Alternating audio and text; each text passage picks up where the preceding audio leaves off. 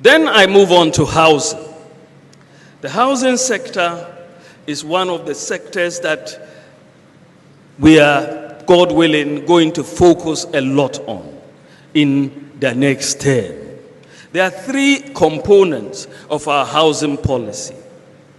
It is clear that there are a lot of youth who, when they finish school, just trying to rent accommodation is a big problem.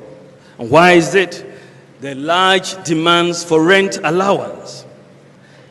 Sometimes up to 2 years demand.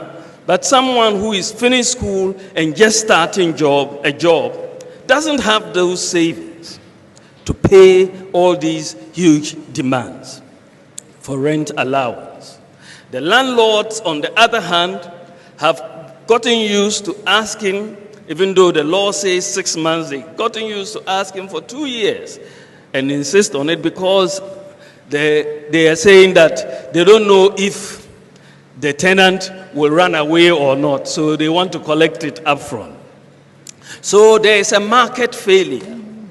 There's a market failure between what the tenants want and what the landlords want. And this is why government has decided to come in and bridge this market failure by setting up a national rental assistance scheme. And under this scheme, if you have a job and we can deduct regularly from your income, under this scheme, the National Rent Assistance Scheme will give you a loan to pay your rent allowance. But we are paying this not to you, but to the landlord.